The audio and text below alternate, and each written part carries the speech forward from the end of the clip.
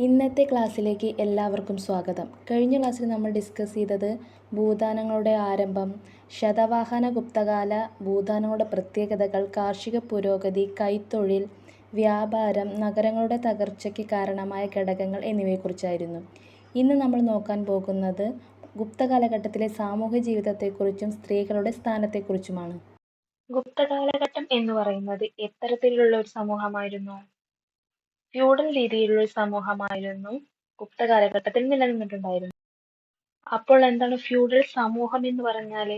ഭൂമിയുടെ ഉടമസ്ഥതയും ഭൂമിദാനവും അടിസ്ഥാനമാക്കി ഭൂപ്രഭുക്കളും കർഷകരും തമ്മിൽ രൂപം കൊണ്ട ഒരു സാമൂഹ്യ സാമ്പത്തിക വ്യവസ്ഥയാണ് ഫ്യൂഡൽ സമൂഹം എന്ന് പറയുന്നത്.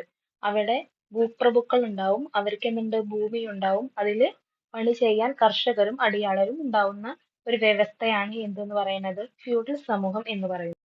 വർണ്ണവ്യവസ്ഥയായിരുന്നു സാമൂഹ്യ ഘടനയുടെ അടിസ്ഥാനം എന്ന് പറയുന്നത്. വർണ്ണവ്യവസ്ഥയുടെ രീതിയിലാണ് ആദ്യകാലങ്ങളിൽ സമൂഹം കെട്ടിപ്പടുത്തിരുന്നത്.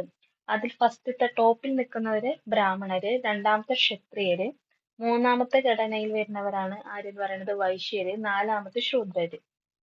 കൂടാതെ പുതിയ തൊഴിൽ കൂട്ടങ്ങളുടെയും ജനവിഭാഗങ്ങളുടെയും കടന്നുവരവ് നിരവധി ഉപവിഭാഗങ്ങളും സമൂഹത്തിൽ ഉയർന്നു വന്നു എന്നാണ് പറയുന്നത്. പുതിയ തൊഴിൽ കൂട്ടം എന്ന് പറഞ്ഞാൽ നമ്മൾ കഴിഞ്ഞ ക്ലാസ്സിൽ ഡിസ്കസ് ചെയ്തു, കൈത്തൊഴിലിനെ ബേസ് ചെയ്തിട്ട് കുറെ ഉപജാതികള് സമൂഹത്തിൽ ഉയർന്നു വന്നു എന്നാണ് പറയുന്നത്.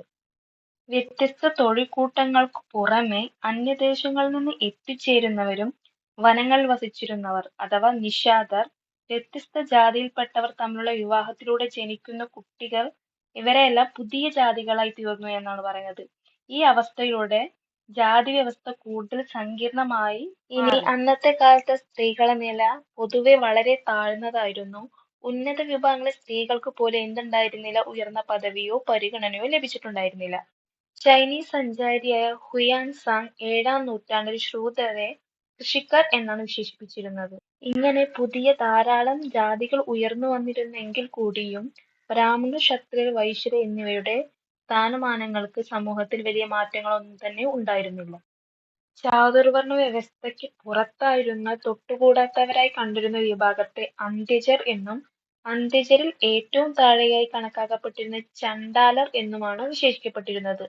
ശ്മശാന പാലകരും ചർമ്മക്കാർ എന്ന തോൽ ഉറക്കുന്ന വിഭാഗങ്ങളായിരുന്നു ചണ്ടാലർ എന്ന് പറയുന്നത്. ഇനി ഗുപ്ത കാലഘട്ടത്തിലെ സ്ത്രീകളുടെ പദവിയെക്കുറിച്ച് നോക്കാം. വകാടക റാണിയായിരുന്ന പ്രഭാവതി ഗുപ്തയെ പോലെ ചില രാജ്ഞിമാർക്ക് മാത്രമാണ് സമൂഹത്തിൽ അംഗീകാരം കിട്ടിയിരുന്നുള്ളൂ. സ്ത്രീകളുടെ നില വളരെ താഴ്ന്ന രീതിയിലാണ് കണക്കാക്കിയിരുന്നത്.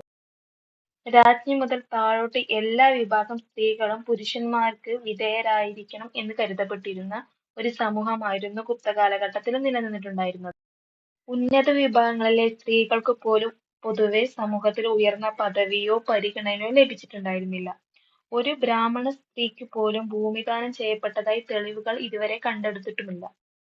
ഇനി ടെക്സ്റ്റ് ബുക്കിൽ 2 വിവാഹങ്ങളെ കുറിച്ച് പറയുന്നുണ്ട്. അനുലോമ വിവാഹം, പ്രതിലോമ വിവാഹം.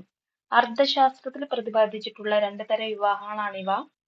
അതിൽ ആദ്യത്തെ അനുലോമ വിവാഹം ഉയർന്നതായി കണക്കാക്കപ്പെടുന്ന ജാതിയിലെ പുരുഷനും താഴ്ന്നതായി കണക്കാക്കപ്പെടുന്ന ജാതിയിലെ സ്ത്രീയും തമ്മിലുള്ള വിവാഹമാണ് അനുലോമ വിവാഹം എന്ന് പറയുന്നത്.